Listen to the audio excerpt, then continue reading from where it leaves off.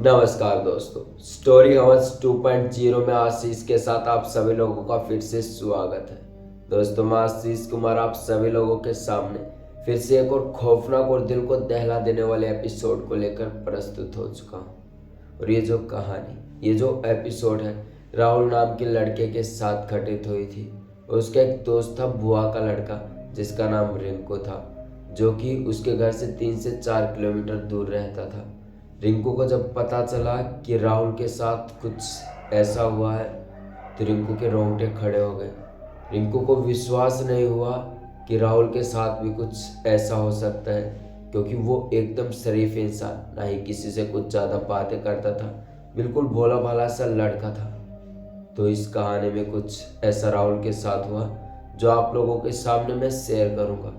तो दोस्तों, जल्दी से अपने कानों में ईयरफोन लगा लें और शुरू हो जाइए आशीष के साथ। नमस्कार दोस्तों, आज की जो कहानी है राहुल नाम के लड़के के साथ घटित हुई थी, जो ये एपिसोड है।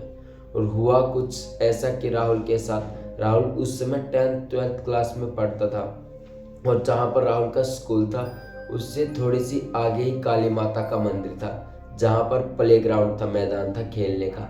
वहाँ पर राहुल अक्सर खेलने जाया करता था अपने दोस्तों के साथ। जो स्कूल की छुट्टी होती थी 2:30-3 बजे के आसपास, तभी राहुल वहीं पर खेलने जाया करता था। और जो काली माता का मंदिर था वहीं पर पास में खाली सी जगह भी थी, ऐसे 2-4 पेड़ पौधे उगे हुए थे, ऐसी मतलब जैसे छोटी मोटी झाड़ियाँ होती हैं, ऐसा था वो इलाका सा था, थोड़ा सा जगह थी। तो राहुल ऐसे अक्सर जाया करता था। और राहुल का जो दोस्त था, बुआ का लड़का रिंकू, जो उससे 3 से 4 किलोमीटर दूर रहता था, उन दोनों में बहुत ही गहरी दोस्ती थी कि वो कोई भी काम छुपा कर नहीं करते थे, हमेशा बताते थे। कहीं पर घूमने जाना हो या फिर कुछ काम हो या फिर घर पर एक दूसरे के घर जाना हो, तो मतलब कुल मिला के आपसी सहमति जो होती है वो करते थे।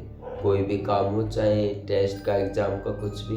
10th-12th में वैसी पढ़ाई चल रही थी। तो धीरे धीरे समय बीतता है तो राहुल के साथ कुछ अजीब सा होने लगता है।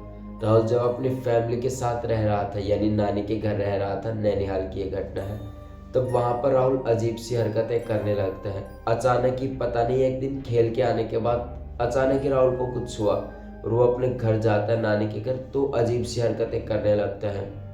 ऐसे खाना सामने रखा हुआ है, ऐसे बैठा हुआ है, अजीब सा हंस रहा है। हाँ, मैं बिरजू हूँ, मैं ये कर दूंगा, ये वो कर दूंगा। तो ऐसे जब उसकी नाना नानी देख रहे थे तो उन्हें लगा कि शायद कोई मजाक कर रहा होगा, ऐसे जानबूझ के नाटक कर रहा होगा, क्योंकि जो राहुल था ऐसे मस्ती करता रहता था। और ये धीरे धीरे समय बीतता है तो राहुल की जो मस्ती थी काफ़ी ज़्यादा बढ़ रही थी, क्योंकि वो जब भी स्कूल से घर आता था तो ऐसे चुपचाप सा बैठा रहता था, खाने को देखता था, अजीब तरह से हंसता था कि ये क्या है, ऐसे मतलब राहुल अजीब सी बहुत सारी हरकतें करने लगा था। नाना नानी को विश्वास नहीं होने लगा था कि यार एक दो बार तो चलो हो जाए, लेकिन राहुल का तो दिन ब दिन बढ़ता जा रहा है, ये बात शायद घर पर बतानी चाहिए जो राहुल कर रहा है। तो नानी एक दिन राहुल के घर पर फ़ोन करती है, उसके मम्मी पापा को बताती है कि ऐसे ऐसे कुछ हो रहा है, 5 से 6 दिन हो गए। और जो राहुल की नानी थी वो रिंकू को भी फ़ोन करती है, जो उसका अच्छा फ्रेंड था, वो बताती है कि ऐसा ऐसा कुछ हो रहा है और ये कंटिन्यू 6 से 7 दिन हो गए ऐसी हरकतें कर रहे हैं। तो रिंकू को भी विश्वास नहीं हुआ कि यार राहुल तो एकदम सीधा साधा लड़का है, ना ही किसी से वो है, तो ऐसे क्या हो गया अजीब से इसके साथ। रिंकू थोड़ा सा सोचता है, लेकिन फिर भी वो इग्नोर कर देता है कि शायद ऐसा ही कुछ हो गया होगा। तो धीरे धीरे समय तो बीतता जा रहा था। रिंकू के मम्मी पापा वहीं पर आ जाता है, नानी के घर आ जाते हैं और वहीं पर बात करते हैं राहुल से। सॉरी दोस्तों, राहुल के घर जाते हैं तो बात करते हैं वहीं पर। तो देखते कि राहुल हकीकत में अजीब सी हरकतें कर रहा था, जो उन्हें भी काफ़ी अजीब लगा। तो उन्होंने सोचा कि शायद किसी को दिखाना चाहिए, शायद राहुल के ऊपर कोई टोटका हो गया हो, या फिर राहुल ने कुछ अजीब सी जगह देख ली हो, ऐसा कुछ हुआ हो। राहुल के मम्मी पापा के दिमाग में तुरंत ही आइडिया आता है, और रिंकू जो था अपनी बुआ के घर आराम कर रहा था। तभी रिंकू को भी उसके मम्मी पापा बुला लेते हैं और कहते हैं कि भाई रिंकू को, सॉरी दोस्तों, राहुल को साथ लेके चलना है और ऐसे ऐसे एक बाबा के पास चलना पड़ेगा। तो थोड़ी बहुत कोशिश करने के बाद उन्हें एक सिद्ध बाबा मिल जाते हैं, ना कि कोई ढोंगी वोंगी की ऐसे ही बकवास कर रहा हो, मंत्र जो भी है। ऐसे मतलब वो कर रहा हूँ, लेकिन उन्हें एक सिद्ध बाबा मिल जाते हैं। तो जब उनको बिठाते हैं, राहुल को सामने बिठाते हैं, तो बाबा पूछते हैं कि कौन है तू, कहाँ से आया है और ये क्यों घुसा है इसके अंदर। तो ये जब वो बाबा सवाल कर रहे थे राहुल से, तो राहुल के अंदर एक अजीब सी मतलब स्पिरिट थी जो कहती है कि मैं बिरजू हूँ और ऐसे ऐसे कर रहा हूँ। तो बाबा पूछते हैं कि तू क्यों आया है इसके अंदर, तो किसने कहा तुझे इसके अंदर आने के लिए और तेरा क्या कारण है। तो बिरजू कहता है कि इसका कोई गलती नहीं है, मैं खुद इसके पीछे आया हूँ क्योंकि इसने मुझे खुद बुलाया था। तो कहता है कि इसने कैसे बुलाया और क्यों बुलाया था। तभी वो बताते हैं कि ये जहाँ पर स्कूल में पढ़ाई करता है, जहाँ पर प्लेग्राउंड है, जहाँ पर ये खेलते हैं, वहीं से थोड़ी सी आगे काली माता का मंदिर है। और वहीं पर एक बार इसने थोड़ी सी साइड में जो झाड़ियाँ थी वहीं पर टॉयलेट किया था, जहाँ से मैं इसके साथ लगा हूँ और अब भी इसी के साथ हूँ, यहाँ तक घर तक आ पहुँचा हूँ। तो जब ये सारी बातें सुनते हैं कि और हकीकत में भी कुछ ऐसा ही हो रहा था। बैठे बैठे ऐसे राहुल भी घर पर ही नानी के घर बतला रहा था, मैं बिरजू हूँ, मेरे सामने काली माता है, ऐसे कर दूंगा, ये कर दूंगा। तो अब उनके बाद धीरे धीरे समझ में आने लगी थी कि राहुल के अंदर सच में कोई स्पिरिट है जो ये सब करवा रही है।